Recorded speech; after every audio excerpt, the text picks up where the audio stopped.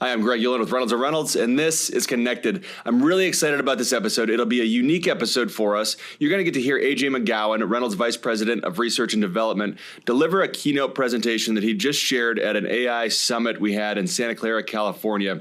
AJ talks about our vision for artificial intelligence, where we are today, where we're heading, and it's extremely exciting stuff. So take a listen. I hope you get a lot out of this and enjoy.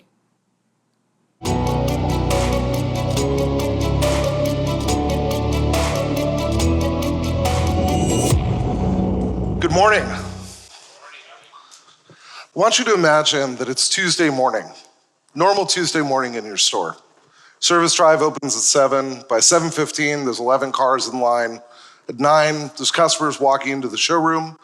You see one who's been on your website every Sunday night looking at the same SUVs, and they're finally in the store. At 9:20, she might be on a test drive.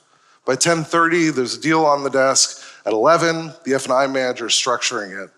And by noon, there's an invoice in service, the whole stack starting to pile up from different customers, brake jobs or lube or whatever else needs to be done. Phone calls coming in from more customers about trades. By noon, all of that has happened. And that's just a tiny snapshot of what you deal with every single day in your store, all of the interactions that are happening in all of the different departments. Your store has hundreds of these moments before lunch. And in every single one of them, every call, every walk-up, every deal, every RO, there's information that's being generated about your customers, your inventory, your people, and your market that until very recently, the software that's running your store had no idea what to do with. That's what I'm here to talk about today. There are two waves of AI that are hitting our industry right now and hitting the world. And the first one you've probably already used. You might have already used it at some point today. Most of you have had something write you an email or summarize a document or summarize some notes for you at least sometime in the last week. The ChatGPT, it's Claude, it's all of these different systems that are pervasive throughout the whole industry and throughout the world right now. And the second wave is just arriving. Most of us haven't really seen it yet. I want to talk you through both of them, where each one came from, where each lands inside of your store, and what they're all still leaving on the table. The first wave, as I mentioned, was generative AI. And the cleanest way to think about generative AI like it's an intern. The intern can write you a draft, it can answer a question, it can summarize a document, it can suggest some options. But the intern, is fundamentally bounded. You hand them a defined task, they hand you back a defined output. You're still doing all of the real work, all of the really thoughtful work. Like I said, you've all used it, whether it's Claude or GPT, etc., for email summaries or image generation. That's the wave that's already here, and it's everywhere. At Reynolds, we bet really early, though, that generative AI could do a lot more than just write copy. Back in 2024, we launched Spark AI as a unified data layer underneath the retail management system. And on top of it, we delivered 4 products. Conversation AI that transcribes every call your store takes and surfaces the hot ones to your sales managers. Engagement AI, which handles text follow-up with leads and pings staff when the customer is ready to move. Prospect AI, which predicts which of your customers will buy, what they'll buy out of your inventory, and how they'll pay. And Merchandising AI, which writes the vehicle descriptions from the VIN, cleans the photo backgrounds, and places consistent overlays on every vehicle across every channel. These work, and our dealers get value from them from the day they turn them on and keep getting value every day that they're running. So our bet was correct, that there was enormous productivity that was locked up inside of these bounded tasks that a model could do faster and at least as well as somebody that's done it for the 400th time this week. So efficiency increased dramatically, and the tools opened the door for the second wave, which is Agentic AI. Some of you may have heard this term or might be unfamiliar with it, but if you think about it, generative AI is like an intern. Agentic AI is like an employee. The employee doesn't have to wait for a bounded task. The employee can read the lead, can check inventory, can send an email, can log the interaction, can schedule the callback. The employee, in other words, can reason across the whole store and decide what to do next with the tools that are available to it. And so the work gets done. Another way to think about it is the generative steps are automatically sequenced together by the agent. This is an architectural shift, not just a smarter AI model, which I think is often misunderstood. The entire tech industry had to stop bolting on these generative tools and start building a proper home for AI to actually work inside of the software systems. So at Reynolds, we had to build out vector databases. We had to create function calling. We had to leverage the model context protocol. What we needed to do across all of the different servers was really to build a proper home for those agents to be able to live inside of the ecosystem. When we talk about agentic AI, what we're talking about is really a spectrum. Some agents recommend and they wait for you to approve. Some agents will take action all on their own, but operate within some guardrails. Some will run a workflow all the way end to end. The further you go on that spectrum, the more autonomy that you give to that agent, the higher the stakes are, of course, of getting it right. You'll see our work in agentic AI with Ray. Ray reads across that Spark AI data layer, and it takes action on your behalf inside of our software. And it starts to feel less like a tool and more like a teammate. Ray really becomes a part of your team. So I want you to picture what it would be like on that same Tuesday morning that we talked about earlier with a full agentic infrastructure in place. Your service manager wouldn't start the day by reading reports. Ray hands them 3 ROs that need attention and tells them why. Your sales manager wouldn't spot check calls. Ray already routed the ones that mattered. The GM doesn't reconstruct yesterday. Ray reconstructed it overnight and gave them a summary. And your controller doesn't have to pull the deal level analysis every Friday. Ray runs it on Thursday and flags anything that's worth a conversation. Decisions can get made earlier in the day with better information by fewer people. And that's what the agentic wave actually feels like in your store. It feels and sounds a little bit like science fiction, but at the end of the day, it's not. It's just a faster Tuesday. This is where the industry is heading right now. It's where most serious R&D dollars are going, ours included. It's real and it's very, very valuable. And every vendor worth taking seriously is racing to get good at this. And at Reynolds, we're proving every day that we're the best at it. But there's still a ceiling here. The challenge is that even with the very best agentic software, it can only evaluate what it has in context when it's called up. When your customer that we talked about earlier comes in for a second visit, the agent is looking at the same data they had the last time, and it's trying to figure out what to do next from scratch. Agents can't solve that problem the way that software is built today, because they're fundamentally taking action on software that was built really for human operators only. But every action and interaction inside of your store is unique, and they're constantly evolving. So the question becomes, how can we adapt the software itself to the dealership, to the salesperson, and to the unique interaction with every customer?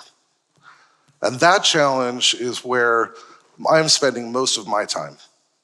At Reynolds, we're building out a proprietary architecture and infrastructure with our own hardware, our own GPUs inside of our own data centers to give that a home and all of these processes a home to really have that kind of agentic memory and the processing power capable of dealing with these kinds of scale problems.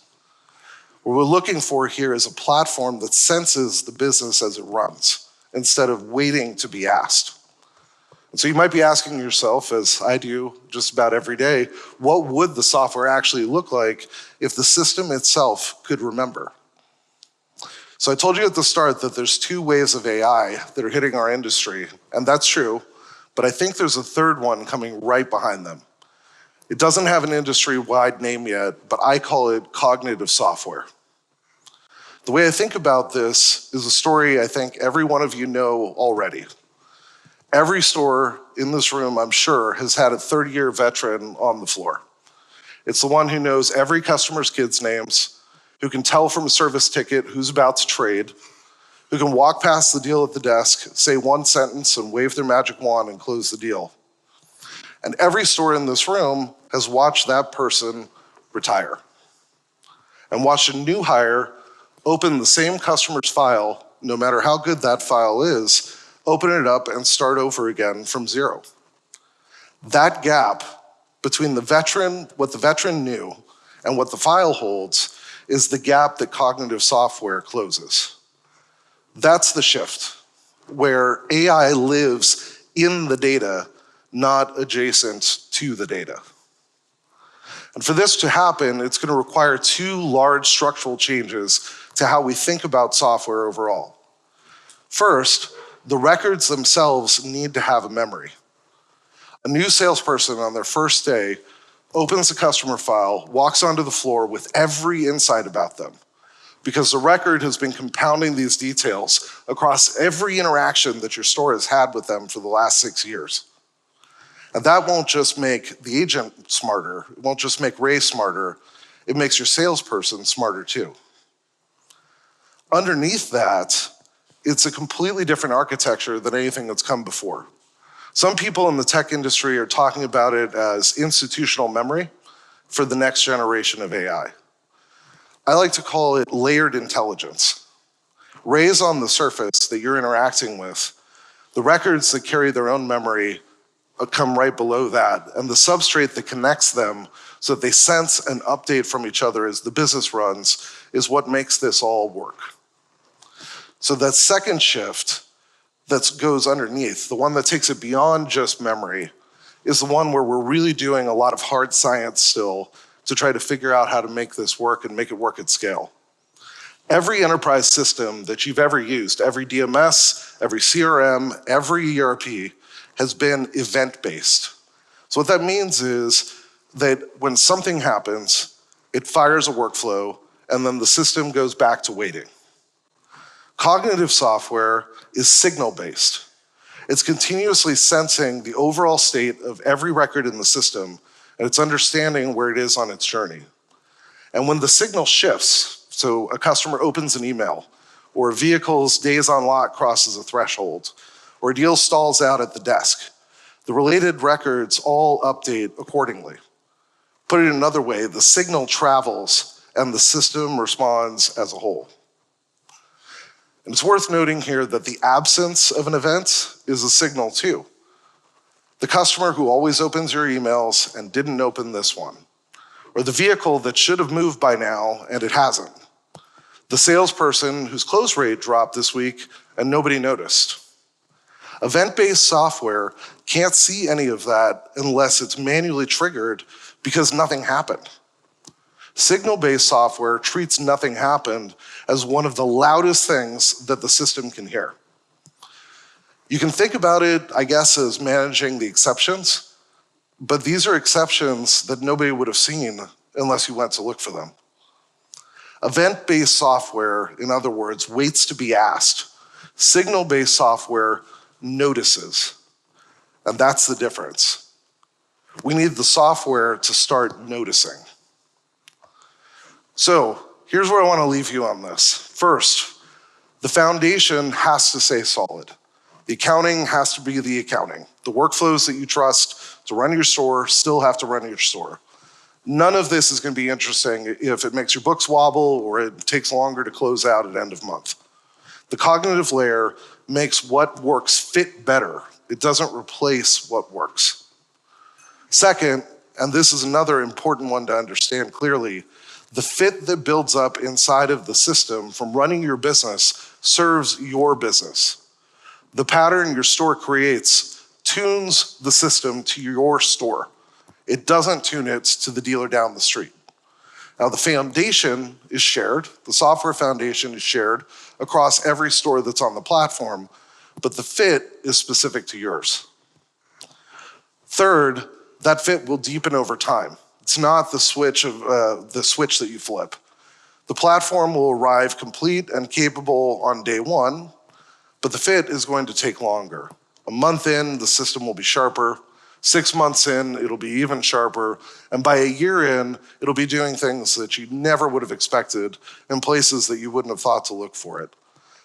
Eventually, the gap between a cognitive platform that's been running a store and a standard platform that's been running a store for the same period of time isn't just a feature gap, it's a compounding knowledge gap.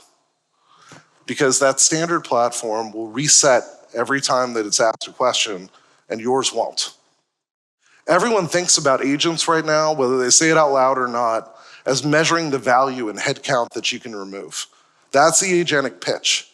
Count the seats that you don't need. Cognitive software, though, answers a different question. Because the fit that builds up in your system is people getting better at their jobs. The new hire that walks onto the floor with details that would have taken them 20 years to capture before. And you don't capture that value once and bank it, it compounds every single day that your store runs because your people are the ones that are generating the signal that the system is learning from.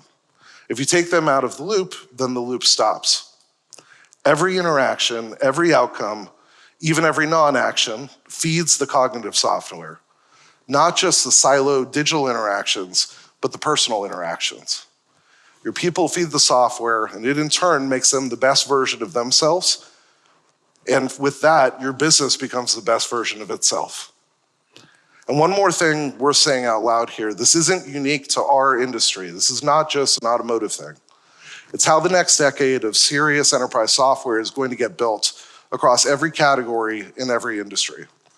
We're in a really good seat to see it here at Reynolds because in automotive, the workflows and the data have been accumulating for a really long time. We've had a front row seat to a lot of that.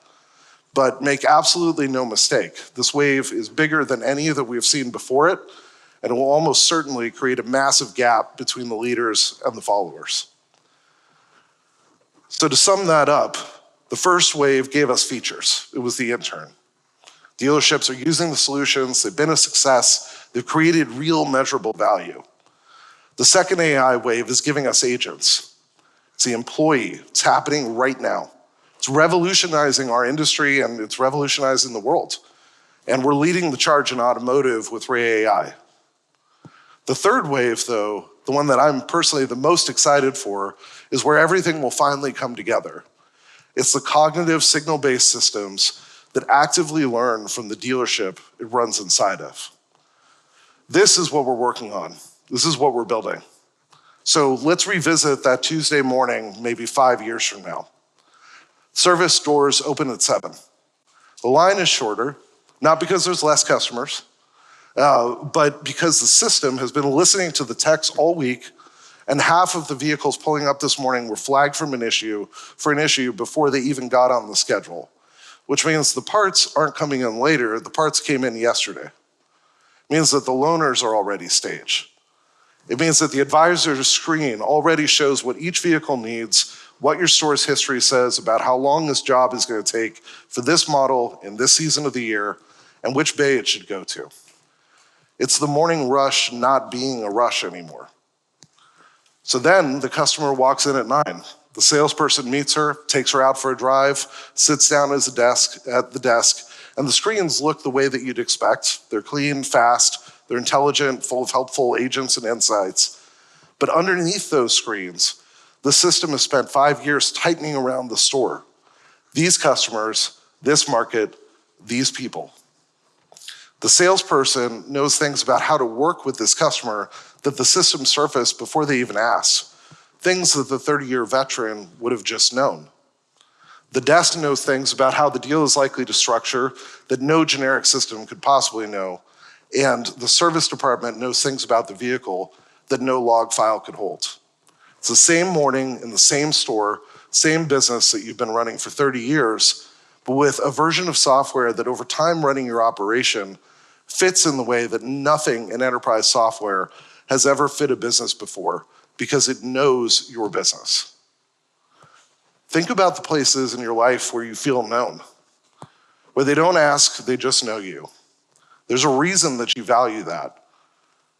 because it's the difference between a transaction and a relationship. That's what your store can be at scale when the software remembers. That's what the next era of automotive software looks like, and it's being built by Reynolds, the same people who built the last one. Thank you very much. Boy, I could listen to AJ McGowan talk for days. I can't wait to have him back on Connected to have a deeper discussion. But I hope you got a lot out of that presentation. He does a great job sharing kind of where we are and where we're heading, and I couldn't be more excited. We will be back next week with a normal episode. I can't wait to get back in the regular routine, but couldn't wait to share this one with you, so I hope you got a lot out of it. Before we hop off, don't forget, you can watch or listen to all episodes of Connected on YouTube, Apple, and Spotify podcasts, and make sure to hit subscribe so you're notified every other week when new episodes are released. Thanks so much. We'll see you in 2 weeks.